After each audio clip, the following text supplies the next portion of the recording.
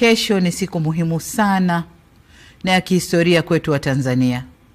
Tunaadhimisha miaka 61 tangu waasisi wa taifa letu, Mwalimu Julius Nyerere na Sheikh Abeid Amani Karume, walipofanya kitendo cha kishujaa cha kuunganisha nchi zetu mbili na kuunda Jamhuri ya Muungano wa Tanzania.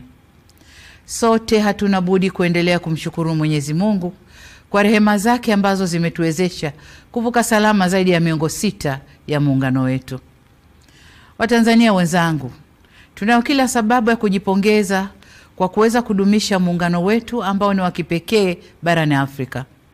Kama alivyowahi kusema baba wa taifa Mwalimu Julius Kambarage Nyerere, namnukuu, Tanzania ni lulu ya pekee kabisa katika historia ya Afrika huru, mwisho wa kunukuu. Heshima na hadhi hii ya kuwa na muungano thabiti, imara, usioyumba wala kutetereka, si juhudi za serikali pekee, bali ni juhudi za Watanzania wote ambao kwa pamoja tumeamua kuendeleza na kukuza udugu, mshikamano na umoja wetu kama taifa. Kwa ujumla, tumeamua kulinda wakfu huu wa muungano tulioachiwa na wazee wetu.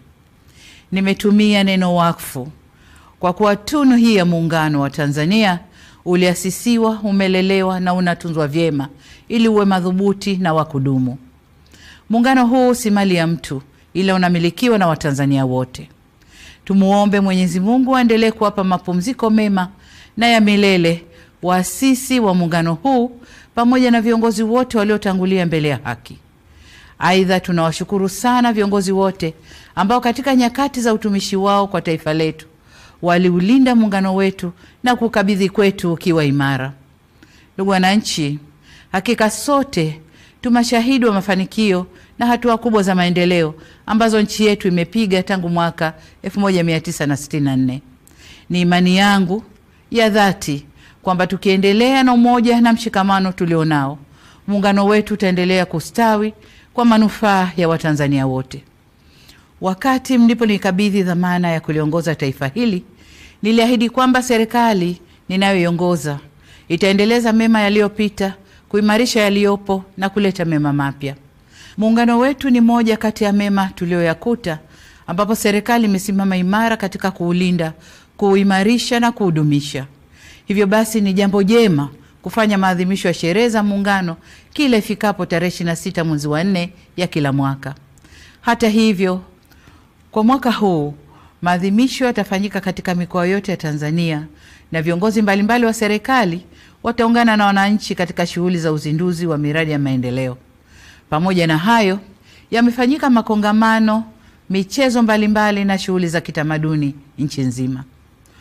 Kwa kuwa mwaka huu ni mwaka wa uchaguzi mkuu nchini kwetu, serikali imeamua kuyapa maadhimisho haya kauli mbiu isemayo miaka 61 Jamhuri ya Muungano wa Tanzania. Muungano wetu ni dhamana, heshima na tunu ya taifa. Shiriki uchaguzi mkuu wa mwaka 2025.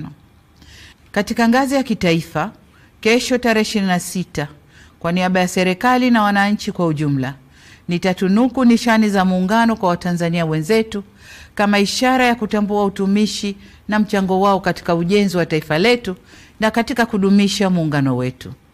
Ndugu wananchi, ndani ya kipindi cha miaka 61 ya muungano wetu, serikali zetu ya Jamhuri ya Muungano wa Tanzania na Serikali ya Mapinduzi Zanzibar zimeendelea kushirikiana kwa karibu, kubadilishana uzoefu na kusaidiana kwa dhati.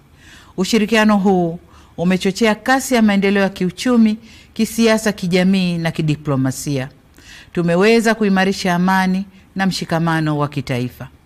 Kuwepo kwa mafanikio hayo haina maana kwamba hatuna changamoto.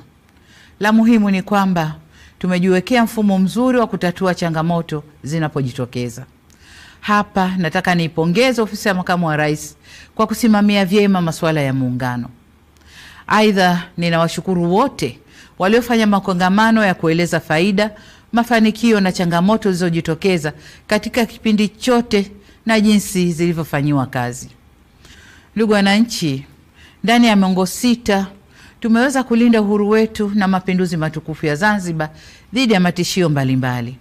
Aidha, Tanzania imeendelea kushuhudia mabadiliko ya uongozi kidemokrasia, ambapo kila baada ya miaka 5 hufanyika uchaguzi wa viongozi wa kitaifa na wa serikali za mitaa. Zaidi ya hayo, muungano wetu unaendelea kuzingatia misingi ya utawala bora katika nyanja mbalimbali ikiwemo utawala wa sheria, haki za binadamu, uwazi, uwajibikaji na maridhiano.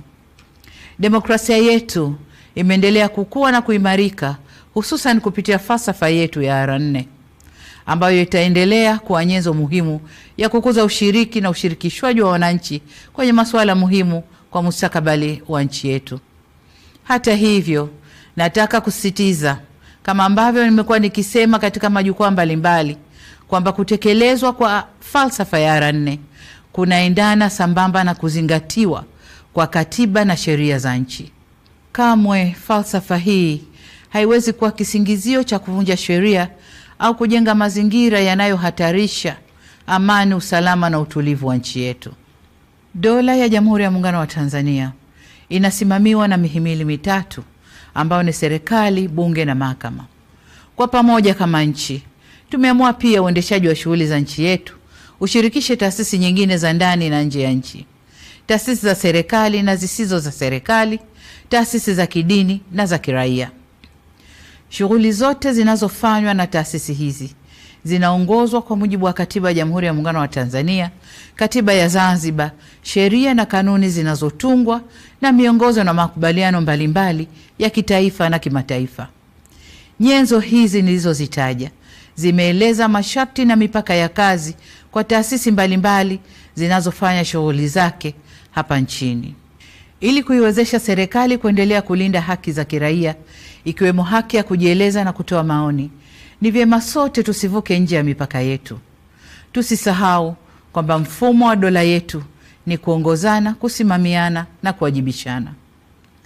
Ndugu wananchi, mwaka wa 61 wa muungano wetu umeangukia kwenye mwaka tunaokabiliwa na jambo kubwa la kidemokrasia nchini.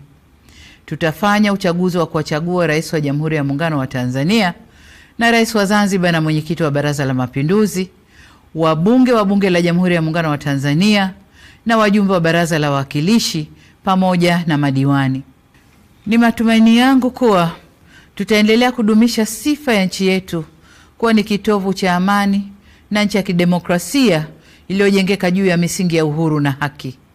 Serikali imejipanga kuhakikisha kuwa mahitaji yote ya Tume Huru ya Taifa ya Uchaguzi yanapatikana kwa ukamilifu na kwa wakati. Aidha, tutafanya kila tuwezalo kuhakikisha kuwa uchaguzi unafanyika kwenye mazingira ya utulivu na amani katika kipindi chote cha matayarisho hadi wakati wa uchaguzi ili kuwa na uchaguzi huru na wa haki. Wito wangu kwenu wananchi, mjitokeze kwa wingi kushiriki katika mchakato mzima wa uchaguzi, kuanzia kujiandikisha kwenye daftari la kudumu la wapiga kura, kujitokeza kugombea na hadi kupiga kura. Niwatake viongozi, wanachama na wafuasi wa vyama vya siasa tuzingatie taratibu na sheria za nchi. Uchaguzi huu uwe ni fursa kuimarisha zaidi umoja na demokrasia yetu ili tupate viongozi bora na walio imara. Kamwe tusiruhusu uchaguzi huu kuwa chanzo cha migogoro, chuki, mivutano na uvunjifu wa amani ndani ya vyama, baina ya vyama au nchini kwa ujumla. Niseme kuwa hakuna aliye juu ya sheria na wote tunatakiwa kuendesha shughuli zetu za kisiasa tukizingatia kuwa amani na usalama wa nchi ndio kipaumbele cha kwanza. Ndugu wananchi, ninapohitimisha hotuba yangu, nataka niwakumbushe kwamba wajibu wa kulinda, kutetea na kudumisha muungano ni wa kila Mtanzania. Waasisi wetu Mwalimu Nyerere na Sheikh Karume waliakisi muungano kwa kauli na matendo yao. Nasi hatuna budi kudumisha tunu hii ya taifa letu kwa kuimarisha misingi ya udugu, uzalendo, amani, mshikamano na umoja wa kitaifa. Hizo ndizo nguzo zinazoleta umadhubuti na uimara wa muungano huu. Tuilinde misingi hii ili tuweze kufikia matamanio ya waasisi wa taifa letu ya kuwa na taifa moja lenye nguvu zaidi kiuchumi, kisiasa, kijamii na kidiplomasia. Kesho tunapofikia kilele cha maadhimisho ya miaka 61 ya muungano wetu katika mikoa na wilaya zetu zote za nchi nzima, nitumie fursa hii kukutakieni Watanzania wote maadhimisho mema ya miaka 61 ya muungano.